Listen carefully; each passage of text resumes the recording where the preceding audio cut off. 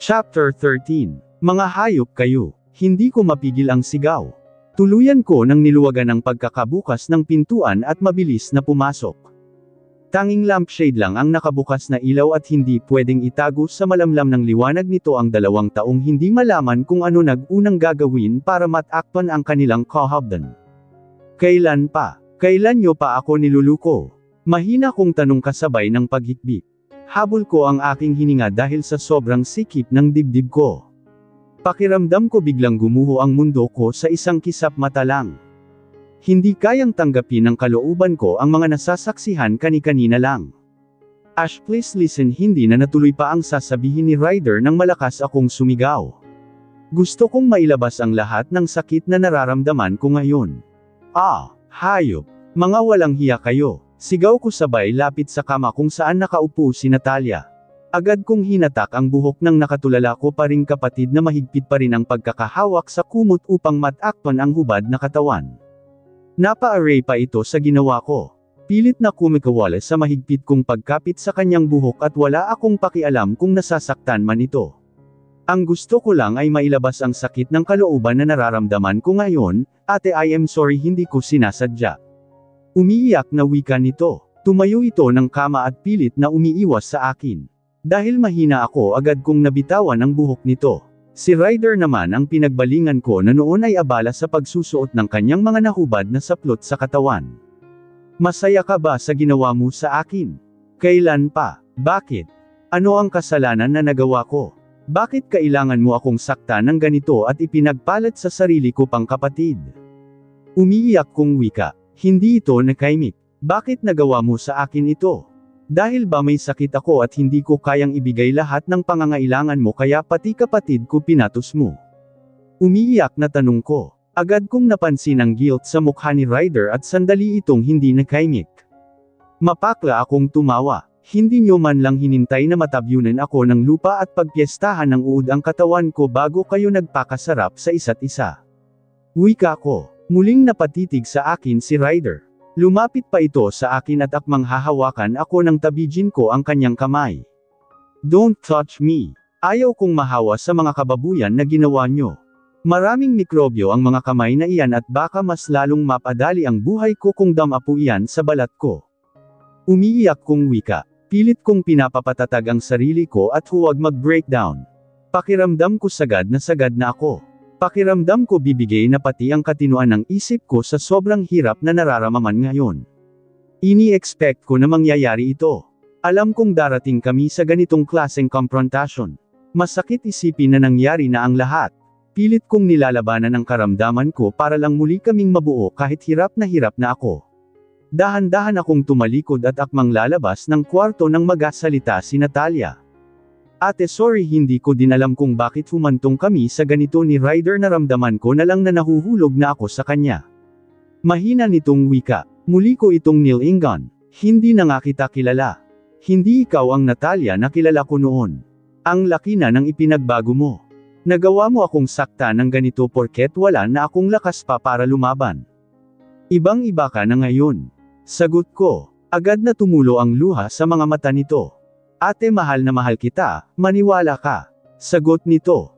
No, hindi totoo iyan. Hindi mo ako mahal, gusto mo akong mawala para masulo mo na ang pamilya ko. Si Ryder, si Charles, sagot ko. Hindi ito nakaimik. Sinulyapan ko si Ryder bago muling nagsalita. Sana maging masaya kayo sa ginawa nyo sa akin. Ibibigay ko sa inyo ang kalayaan na gusto nyo. Pwede na kayong magsama bilang isang tunay na pamilya. Total naman, malapit na akong mamatay. Ilang araw, linggo o buwan na lang ba ang bibilangan ko? Ang sakit, sana man lang hinintay nyo muna na mangyari iyon. Sana man lang hinintay nyong ipikit ko muna ang mga mata ko ng tuluyan bago nyo ginawa ang mga kababuyan na ito, wika ko at agad na lumabas ng kwarto. Hindi ko na hinintay pa ang sagot ng isa sa kanila. Naabutan ko na nakatayo si Rona sa labas at halatang hinihintay ako. Nakikita ko sa mga mata nito ang sobrang awa. Sa hindi kalayuan ay nakita ko din ang nakatayong si Lola Agatha. Umiiyak ito habang nakatitig sa akin. Malungkot akong napangiti at napansin ko ang dahan-dahan nitong paglapit sa akin at agad akong niyakap. I'm sorry Ashley, hindi ko sila na-control, pabulong na wika nito. Muling bumaha ang luha sa aking mga mata lalo na nang marinig ko ang mahina nitong pag-iyak. Lola, sorry kung hindi natupad ang gusto mo na kaming dalawa pa rin ni Ryder hanggang sa huli. Siguro hanggang dito na lang kami. Hindi kami para sa isa't isa. May ibang babae na nakatakda para sa kanya, sagot ko habang humihikbi. Lalo kong naramdaman ang mahigpit na pagyakap nito. Hiyang-hiya ako sa mga nangyari, Ash. Alam mo ba iyon? Isa ako sa mga taong nagpapahirap sa iyo ngayon. Umpisa pa lang sana pala hindi na kita inalok pa ng proposal na iyon. Hindi ka sana nasasaktan ngayon, wika nito. Hinagod ko muna ang likod nito bago kumalas sa pagkakayakap sa kanya. Pilit akong ngumiti. Wala po kayong kasalanan. Nagkataon lang na may mga pangyayari na hindi natin inaasahan. Hindi po ako galit sa inyo. Wala po akong naramdaman na kahit kaunting tampo sa iyo. Malapit nang matapos ang oras ko dito sa mundo. Kaunting panahon na lang ang itatagal ko. Mabuti po kayong lola, sana po hindi nyo pababayaan si Charles, umiiyak kong wika. Lalo na nang maisip ko ang anak ko. Hanggang dito na lang magtatapos ang malungkot na kabanata ng buhay ko. Wala nang natira pa sa akin. Niluko ako ng sarili kong asawa at kapatid. May malubha pa akong sakit. Lahat yata ng kamalasan at sumpa ng mundo ay sinalo ko na. Dahan-dahan akong tumalikod at naglakad pababa ng hagdan. Pilit akong inalayan ni Rona pero pumiksi ako. Malungkot ko itong nilingan at inipon ang buo kong lakas para mapabilis ang aking paglalakad. Agad akong nakalabas ng gate ng bahay. Tahimik lang na nakatingin sa akin ang mga gwardiya. Hindi na nila ako tinangkapang pigilan. Siguro alam na nila na isa akong walang kwentang nilalang dito sa bahay. Hindi na ako lumingon pa. Tahimik akong naglakad habang walang tigil sa pagtulo ang luha sa aking mga mata. Saksi ang mga bituin sa kalangitan sa pighati na nararamdaman ng puso ko. Pakiramdam ko nag-iisa na lang ako. Walang karamay. Tuldok-tuldok. Walang nagmamahal. Naramdaman ko pa ang paghawak ng kung sino sa balikat ko. Dahan-dahan akong lumingon at agad kong napansin ang malungkot na mukha ni Rona.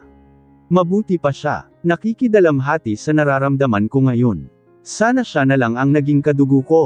Hayaan mo na ako. Pagkalabas ko sa bahay na iyan, tapos na din ang obligasyon mo sa akin, malungkot kong wika. Saan po kayo pupunta? Hindi pwedeng pabayaan ko kayo lalo na sa kondisyon yung iyan, Ma'am Ashley. Sagot nito. Malungkot akong napangiti. Bumalik ka na ng bahay. Naiwan mo pa yata ang iba mong mga gamit doon. Sagot ko dito at pilit na nagpakawala ng ngiti sa labi. Saglit itong nag-isip. Hintayin mo ako dito. Kukunin ko lang ang bag ko. Wala pala tayong pamasahe. Dadalhin kita sa hospital. Sagot nito. Atubili naman akong tumango. Tinitigan pa ako sa mga mata bago nagpas siyang tumalikod. Sinundan ko pa ito ng tingin bago malungkot na ibinaling ang aking paningin sa kalsada. Wala nang kwenta ang lahat. Wala nang dahilan pa para lumaban. Wala nang dahilan pa para pahirapan ko pa ang sarili ko at labanan ang sakit. Kailangan ko na sigurong tapusin ang lahat ng paghihirap ko. Pagod na ako, pagod na pagod na. Wala na akong lakas pa para muling harapin ang bukas. Muli kong inilibot ang tingin sa paligid. Madilim. Tanging liwanag lang na mula sa mga poste ng ilaw ang nakatanglaw sa kinaroroonan ko. Pwede akong umiyak hanggang gusto ko. Pero pagod na din akong umiyak pa. Ayaw ko na. Kung bakit naman kasi hindi maubos-ubos ang luha sa aking mga mata. Pero ano pa nga ba ang saysay ng pag-iyak kung hindi man lang mabawas-bawasan ang sakit ng kalooban na nararamdaman ko ngayon? Sabi nila, nakakatulong ang pag-iyak para mabawasan ang sakit na nararamdaman ng isang tao. Pero bakit parang lalong nadadagdagan? Niluluko yata ako ng taong nagpauso ng salitang iyon eh. Mapakla akong napangiti. Dahan-dahan akong naglakad patawid ng kalsada. Hilam ang luha sa aking mga mata nang marinig ko na may tumawag sa akin. Agad ko yung nilingan at napansin ko ang paparating na si Ryder. Tinatawag nito ang pangalan ko pero huli na ang lahat. Nasa gitna na ako ng kalsada at may nakakasilaw na liwanag na humahagibis parating sa kinatatayuan ko. Huli na para humakbang pa ang pagod ko ng mga paa. Agad kong naramdaman ang malakas na pagtama ng metal sa katawan ko at ang paglipad ng nanghihina kong katawan sa kung saan kasabay ang pagbagsak ko sa lupa. Tanging malakas na busina ng sasakyan ang aking naririnig. Mga malakas na sigawan bago ko ipinikit ang aking mga mata. Nagpakawala pa akong ng malungkot na ngiti bago ako kainin ng kadiliman. Tulala si Ryder habang nakatitig sa nakahandusay na katawan ni Ashley sa kalsada. Naliligo sa sariling dugo at hindi na gumagalaw. Nasa likuran nito ang umiiyak na si Natalia habang patakbo na lumalapit sa kanila ang umiiyak na si Charles. Direko ito sa nakahandusay na katawan ng ina habang umiiyak, Mama, halos pasiga na iyak nito. Pulang-pula ang mukha at patuloy ang pag-agos ang luha sa mga mata. Parang bigla naman nagising sa pagkatulala si Ryder nang marinig ang pagpalahaw na iyak ng anak. Dali-dali niya itong nilapitan habang hindi inaalis ang tingin sa katawan ng kanyang asawa. Akmang hahawakan niya ang kanyang anak para tulungan na makatayo nang bigla itong pumiksi. Nilingan siya nito at umiiyak na nagsalita. "Kasalanan mo ito, Papa. Kasalanan mo," wika nito. Parang bigla naman nabingi si Ryder sa sinabi ng kanyang anak. Ito ang kauna-unahang pagkakataon na nagsalita ng ganito si Charles. Sa murang edad nito siya agad ang sinisisi sa mga nangyari. Agad na tumulo ang luha sa kanyang mga mata. Awang-awa siya sa hitsura ng asawa niya. Yes, kasalanan niyang lahat ito. Hindi haantong sa ganito ang lahat kung hindi niya kami nahuli na magkanig ni Natalia. Agad na dumating si Rona, ang personal nurse ni Ashley. Dali-dali nitong sinuri ang pulso ni Ashley. Malungkot itong tumitig kay Ryder pagkatapos binalingan si Charles. Pilit na pinapakalma ang bata bago muling itinon ang atensyon kay Ashley. "Ma'am Ashley, hindi ba sinabi ko sa iyo na hintayin mo ako? Hold on, huwag kang bumitaw, parating na ang ambulansya." Wika nito. Muling napakurap ng makailang beses si Ryder at nanghihina na napatayo. Wala pa rin siya sa wisyo. Hindi niya alam kung paano tanggapin ang lahat ng mga nangyari ngayon. Wala pang 5 minuto agad na dumating ang ambulansya. Tahimik lang niyang pinapanood ang ginagawang pagkuha ng mga ito sa katawan ng kanyang asawa. Bigla naman nagwala si Charles at gustong sumakay ng ambulansya para sumama pero pinigilan ito ni Nurse Rona. "Mr. Sebastian, asikasuhin mo muna si Charles. Hindi pwede ang bata sa loob. Baka lalo siyang magka-trauma kapag patuloy niyang nakikita ang sitwasyon ng kanyang ina." Wika ni Nurse Rona. Wala sa sariling nilapitan ni Ryder ang kanyang anak at pabuhat na inilayo sa ambulansya. Muli niyang sinulyapan ang nakahigang katawan ng asawa sa stretcher. Gusto niya itong lapitan at hawakan pero natatakot siya. Hindi kayang tanggapin ng kanyang isipan na baka tuluyan itong mawala sa kanyang piling. Patuloy pa rin ang pag-agos ng dugo mula sa katawan nito na siyang lalong nagpabigat ng kanyang damdamin. Muli siyang naluha. Bigla niyang na-realize lahat ng mga pagkakamali na nagawa niya sa buhay nito.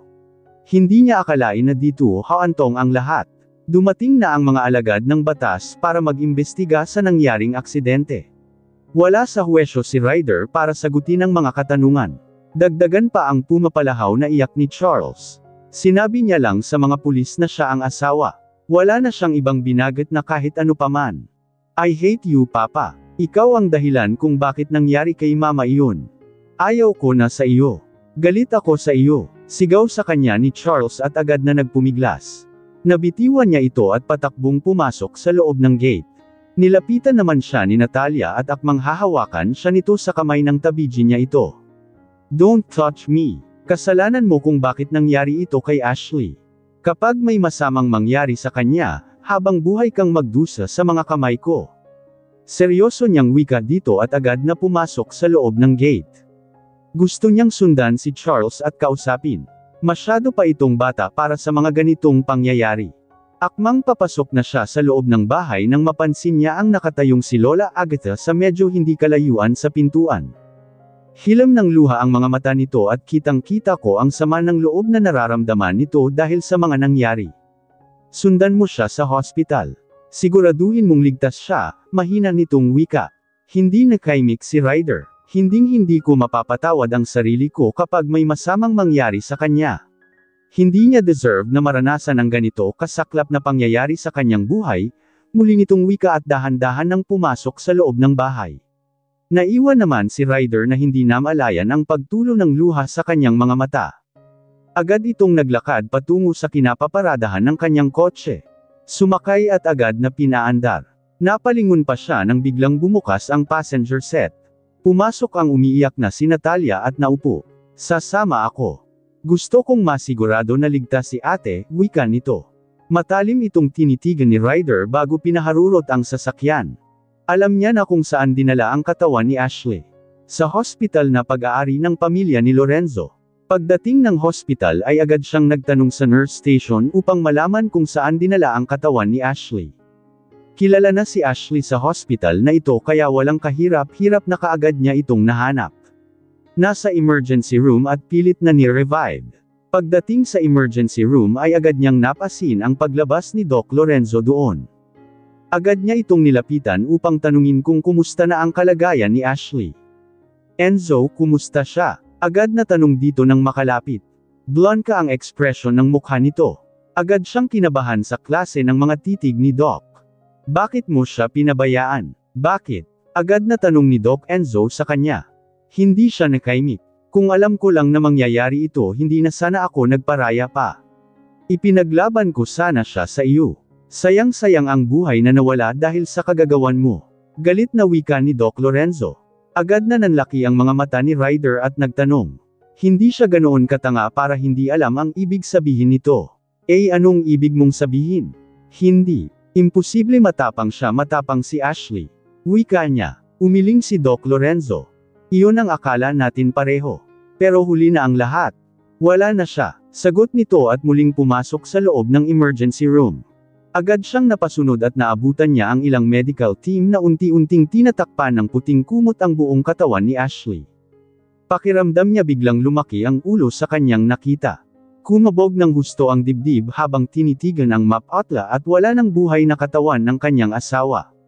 Hindi ito totoo. Sabihin mo sa akin, hindi totoo ito Enzo. Sigaw niya at hinarap si Doc Lorenzo. Hinawakan niya sa kwelyo ang doktor at niyugyug. Buhayin mo siya. Buhayin mo ang asawa ko. Magaling kang doktor diba? Huwag kang pumayag na mamatay siya. Sigaw niya dito. Agad naman siyang itinulak ni Doc Lorenzo.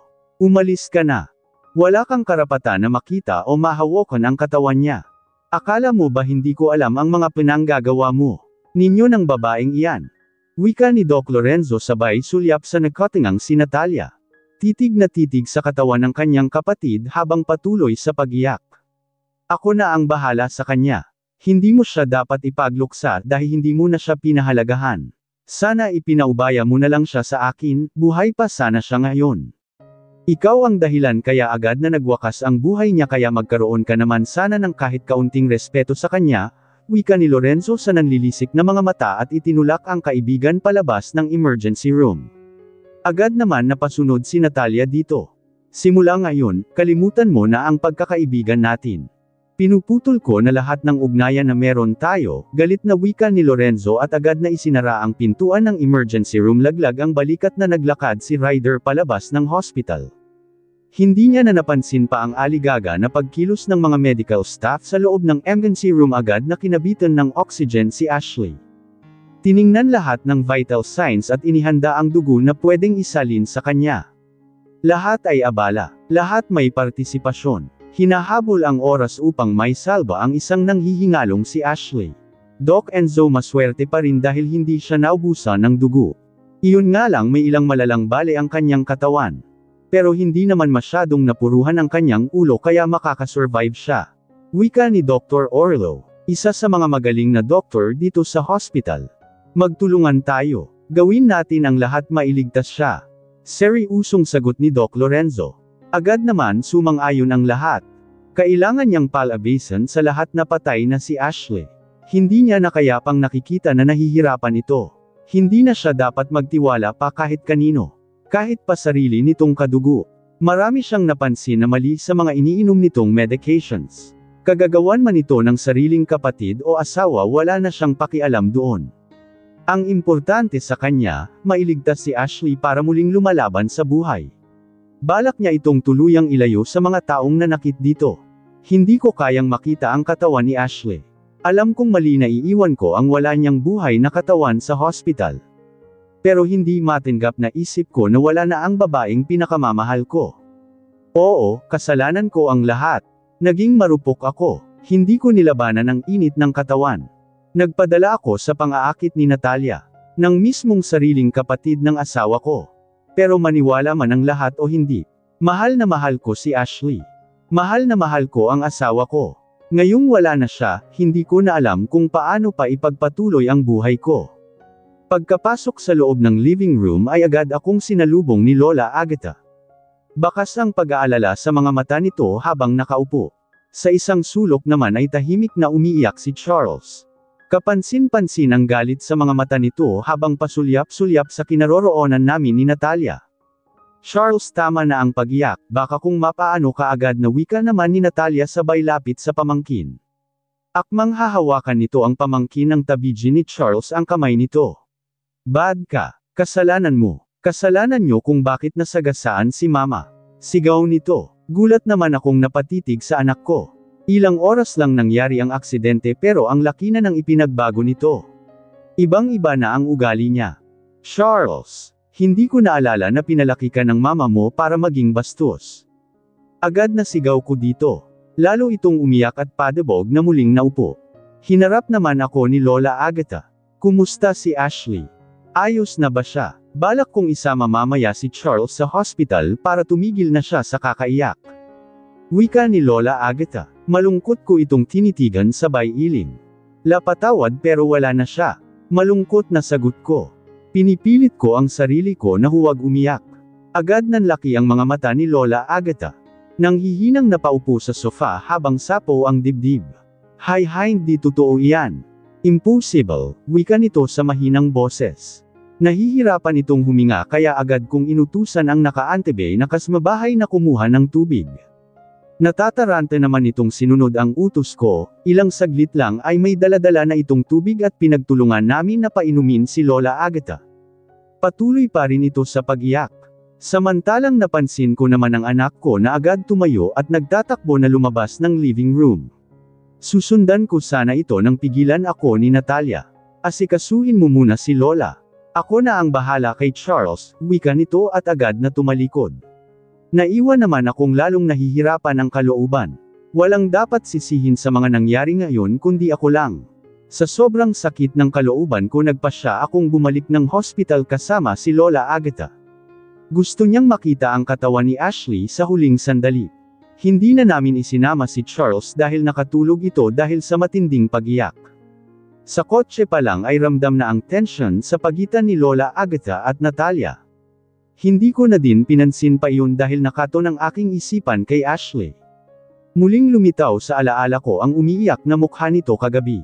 Alam kong masyado itong nasaktan sa kanyang nasaksihan sa pagitan namin ni Natalia. Aaminin ko, nagkamali ako sa pagkakataon na iyon pero hindi ibig sabihin noon hindi ko na siya mahal. Kaya ko lang naman napatulan si Natalia dahil masyado na akong malungkot. Ako ang mas nahihirapan tuwing nakikita ko itong nakahiga na lang ng higaan at wala ng lakas na dahil sa sakit niya. Hirap na hirap akong nakikita siyang sinusumpong ng sakit niya. Wala man lang akong nagawang tulong para maibsan ang pagdurusa niya. Miss na miss ko na ang dating Ashley. Ilang beses akong nangarap na sana bumalik na sa dati ang lahat. Pero kahit anong pagpapakatatag ang gawin ko, unti-unti akong natatalo ng takot ng damdamin. Maraming what if ang pumapasok sa utak ko. What if kung hindi na kaya ng katawan niya ang sakit niya? What if kung bigla na lang siyang mawala sa akin? What if kung hindi ko kayang tanggapin ang pagkawala siya? Oo, aminado ako, masyado akong natakot. Gusto ko nang mapagbalingan ng atensyon at nagkataon na si Natalia ang lagi kong nakikita. Lagi ko itong nakakasama sa kwarto sa tuwing binabantayan namin si Ashley na natutulog. Lagi kaming nakakapag-usap. Nagiging lakas namin ang isa-isa at namalayan ko na lang na naging marupok na ako at ilang beses na namin pinagsaluhan ang bawal na relasyon. Hindi ko na mabilang pa kung ilang beses nang may nangyari sa amin. Alam kong naging unfair ako kay Ashley. Huli na para magsisi ako. Wala na siya. Wala na ang pinakamamahal kong babae. Kung pwede nga lang makausap si kamatayan para ibalik niya ang buhay ni Ashley gagawin ko. Kasi huda na naisuko ko ang buhay ko para lang muli siyang buhayin. Matanda na ako at sana ako na lang ang namatay, narinig kong wika ni Lola Agatha. Napabilang ang atensyon naming dalawa ni Natalia dito. Umiiyak ito habang malungkot na nakatanaw sa labas ng bintana ng kotse. Akmang hahawakan ito ni Natalia nang mabilis itong pumiksi. Matalim nitong tinitigan ng babae kaya naman wala nang magawa pa si Natalia kundi ang mapayuko na lang. Nag-alaga pala ako ng ahas sa bahay. Ang laki ng kaibahan mo sa kapatid mo. Walang-wala ka sa kalingkingan niya, muling wika ni Lola Agatha. Lalong napayuko si Natalia dahil sa hiya.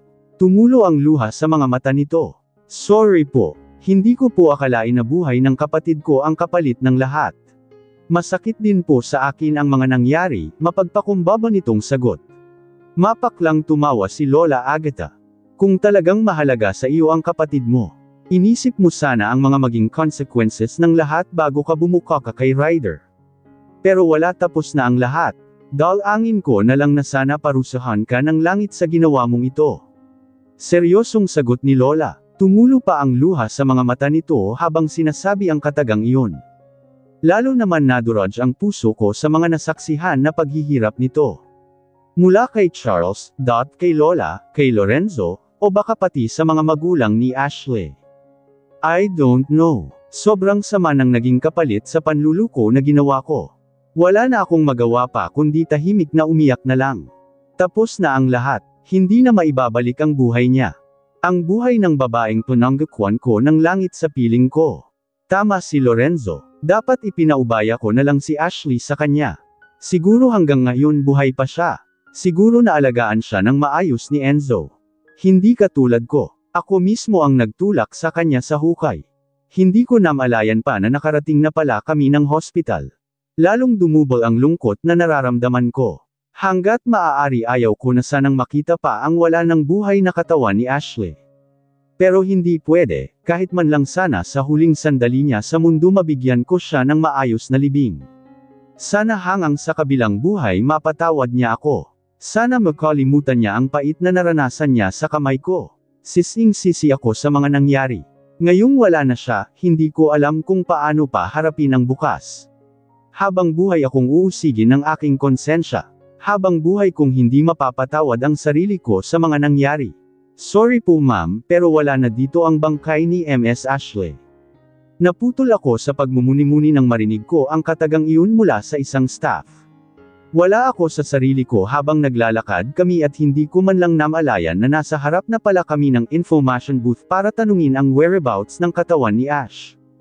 Anong ibig mong sabihin? Paanong wala na dito ang katawan niya? Agad na tanong ni Lola. Bakas ang kaba sa mukha nito. Kanina pa po dinala ang katawan niya sa cremation house para maipa-cremate. Masyadong nagluksa si Doc Lorenzo sa pagkawala niya. Ayaw niya nang idaan sa morgue ang katawan ni Ms. Ashley at ipa-embalsamo kaya nagdesisyon siyang dalhin na lang agad sa cremation house para may cremate kaagad. Sagot ng staff.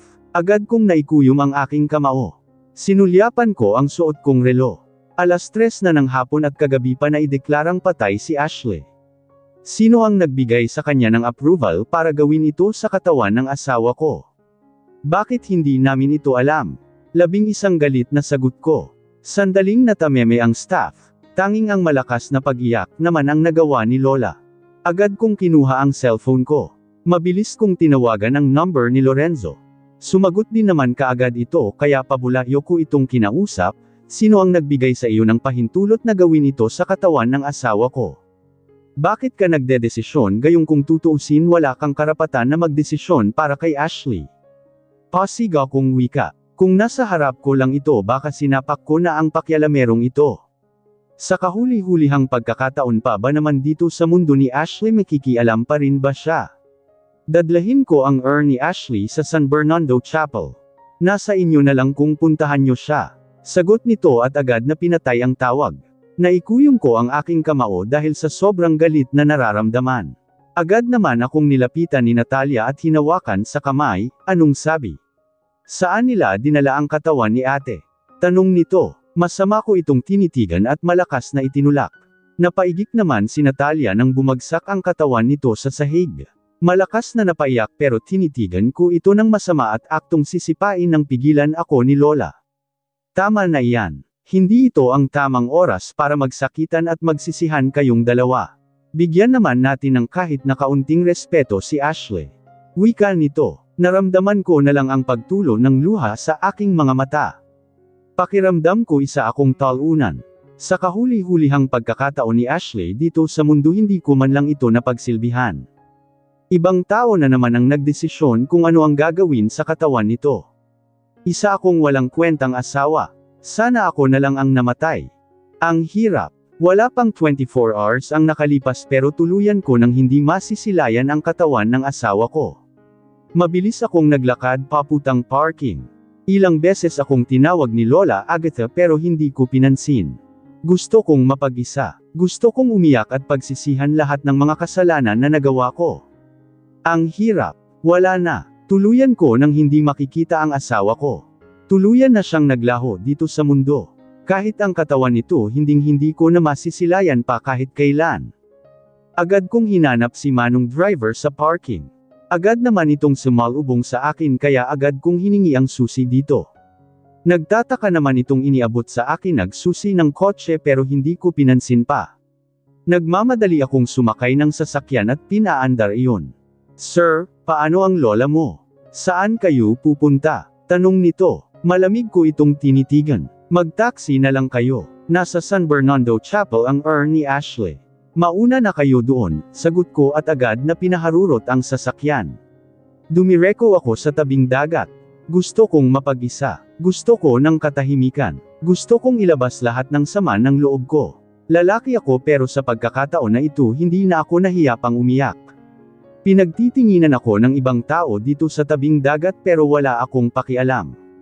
Akong pakialam. Ryder, nagpupunas ako ng luha sa aking mga mata nang marinig ko ang tawag na iyon. Agad akong napalingon. Nakita ang papalapit na si Ingrid. Napatitig ako sa kanya. May ibunulong ito sa kasamang lalaki bago mag-isang lumapit sa akin. Hindi ko akalain na magkikita tayo dito. Nabalitaan ko ang mga nangyari. Nakikiramay ako sa pagkawala niya, mahinang wika nito. Hindi ako nakaimik. Nang malaman ko ang sakit niya, nagpasya na akong sumuko sa kakahabol sa iyo. Alam kong naging unfair ako sa iyo at sa kanya kaya nahihiya ako. Hinihintay ko lang na gumaling siya para makahingi ng tawad sa kanya. Pero hindi ko akalain na hindi na pala kami bibigyan ng pagkakataon ni Lord na magkita.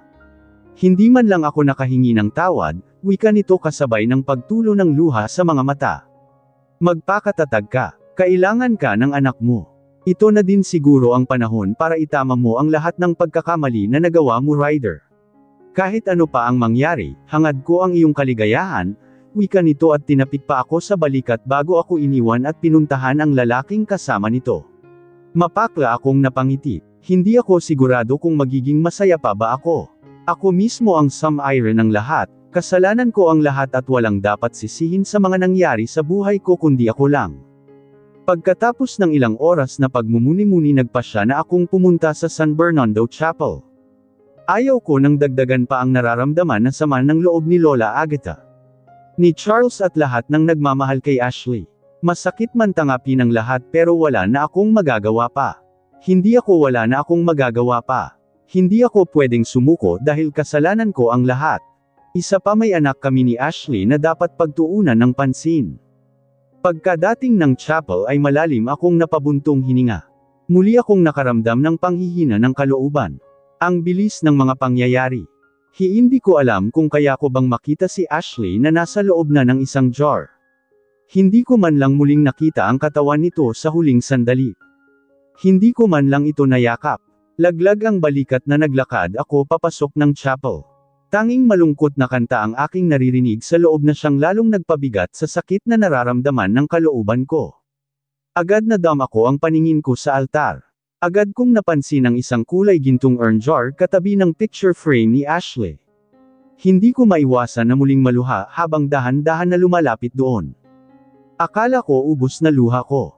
Pero nagkamali ako. Naikuyong ko ang aking kamao habang tinitigan ang nakangiting larawan nito. Hindi ko akalain na sa isang iglap mawawala na siya. Nanginginig ang mga kamay na hinaplos ko ang jar. Biglang naningkap ang dibdib ko sa isiping hindi na talaga maibabalik ang mga nangyari. Ilang milyon ko mang pagsisisihan ang lahat wala na.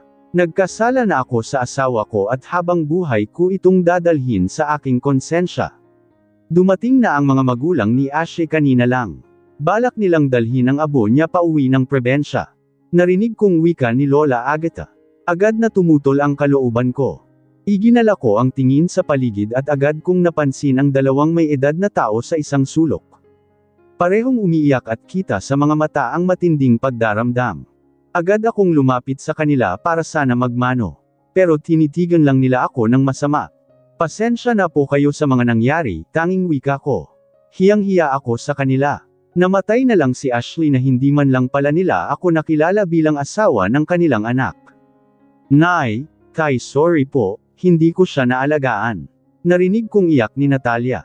May pasa ito sa mukha at namamaga ang mga mata. Hindi ba't sinabi ko na sa iyo na huwag mo na kaming matawag-tawag na nanay at tatay? Naikwento na sa amin ni Lorenzo ang lahat. Kung paanong nasagasaan ang kapatid mo. Kung anong kababuyan ang ginagawa nyo ng lalaking iyan.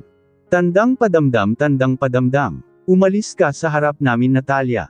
Kasabay ng pagkamatay ng kapatid mo ang pagtanggal namin sa karapatan mo na kasama sa miyembro ng pamilya. Mahabang wika ng ama ni Ashley. Napahagulhol ng iyak si Natalia at akmang hahawak sa ina ng pumiksi ito. Kung alam ko lang na magiging anay ka sa pamilya ng kapatid mo, hindi na sana kita hinayaan pa na pumunta dito sa Manila.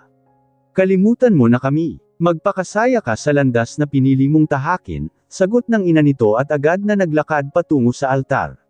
Narinig ko pa ang malakas na iyak nito habang sinasambit ang pangalan ni Ashley. Hindi ko na kayang makita pa ang lahat. Laglag ang balikat na lumabas ako ng chapel. Agad naman napasunod sa akin si Natalia. Kahit wala na si ate, siya pa rin ang priority nila. Bakit hindi nila ako maintindihan? Ryder, mahal kita kaya ako nagawang pumatol sa iyo. Umiiyak na wika nito nang makaupo na ako sa isang upuan dito sa labas ng chapel. Mahal. I don't think so, Natalia. Magkaroon ka naman sana ng kahit kaunting delikadeza sa sarili mo. Hindi matatakpan ng pagmamahal na iyan ang kasalanan na nagawa natin sa kapatid mo. Umalis ka na. Ayaw kong makita ka. Sagot ko. Lalo naman itong napaiyak. Wala na akong pamilya. Narinig mo naman siguro ang sinabi nila nanay at tatay, diba? Itinakwil na nila ako. Ikaw na lang ang natira sa akin, Ryder. Please, huwag mo naman sanang dagdagan pa ang sama ng loob na nararamdaman ko ngayon. Wika nito. Napailing ako. Nagpasya akong muling pumasok sa loob ng chapel. Hanggat maari ayaw ko nang marinig pa ang mga dahilan ni Natalia. Tapos na kami. Ayaw ko nang dagdagan pa ang mga kasalanan na nagawa ko kay Ashley. Naabutan ko pa si Lorenzo na nasa harap ng altar. Nakatunghay sa larawan ni Ashley kaya agad ko itong nilapitan at walang sabi-sabi na biglang sinapak. Sumadsad pa ito sa sahig dahil sa lakas niyon. Agad naman napasigaw ang halos lahat ng nakasaksi. Wala kang pakialam pa bagkus hinawakan ko ito sa kwelyo at niyugyug. Dumudugo ang ilong nito dahil siguro sa lakas na pagkakasuntok ko dito. Ano ang ginawa mo? Bakit hindi man lang ipinaalam sa amin na balak mo palang ipa-cremate agad ang katawan ni Ashley? Sigaw ko. Wala na akong pakialam pa sa mga tanong nanunood sa amin. Ang gusto ko lang mailabas ang sama ng loob na nararamdaman ko ngayon. Bakit? Naging mabuti ka bang asawa sa kanya? Mabubuhay ba siya ulit kung hinayaan ko ang katawan niya na basta na lang dapuan ng uod? Sabihin mo sa akin, Ryder, sino ang may kasalanan ng maaga niyang pagkawala? Hindi ba ikaw? Galit na sigaw nito. Tinabig pa nito ang kamay ko na nakahuwak sa kwelyo niya at agad na tumayo.